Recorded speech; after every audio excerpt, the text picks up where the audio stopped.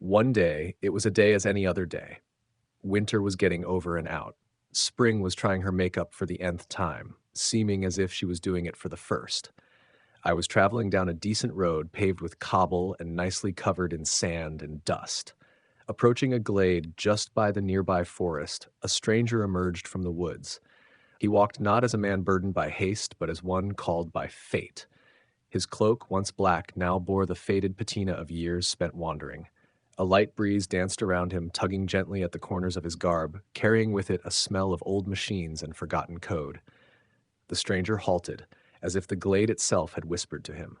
His eyes, sharp yet tired, met mine, and in them I saw the echo of sleepless nights, flickering monitors, and the relentless pursuit of something more.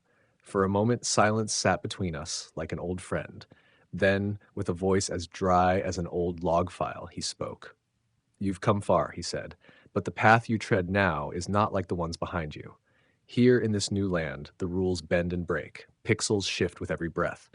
Divs stack without mercy, and buttons, though styled alike, never behave the same." His hand moved to his satchel. As he rummaged within, I noticed a strange, square, gray box nestled among the folds. It was modest, unassuming, yet there was a weight to it that spoke of ancient power, the kind that can only be found in forgotten corners of the digital world. He pulled it out carefully, its surface scratched from years of use, its corners worn smooth. Then, from the satchel, he also drew a brittle scroll, inked in strange glyphs bearing names like async, fetch, and component did mount. "But you?" He paused, glancing at the box with quiet reverence. "You might just be ready." Noticing this strange, square gray box, I wondered, does it hold such power as it was foretold?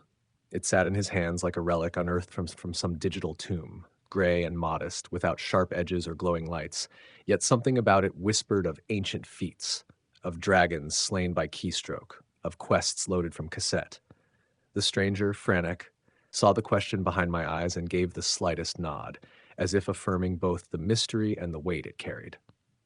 "She doesn't look like much," he said, voice quiet, "but this box once held galaxies. With it I built castles in RAM, fought bugs that wore armor, and summoned sprites with fewer pixels than a favicon." He held it up carefully, reverently, like a spell book that only opens for those who speak its tongue. We didn't need frameworks then. No Webpack, no node modules. Just imagination and a prompt blinking back at us in quiet defiance. I stepped closer. The box's surface felt warm in his hands, scratched and worn, yet somehow still alive with memory. It pulsed, not with electricity, but with a sense of presence, a time when every byte counted, when a crash was felt like a sword through the chest. And then, as the sun filtered through the branches above, he opened it. There was no fanfare, no blinding light, just the soft whir of readiness, the scent of nostalgia, and on a tiny screen, a green line blinking. "Now you stand at the crossroads. The gray box awaits. What will you do next?"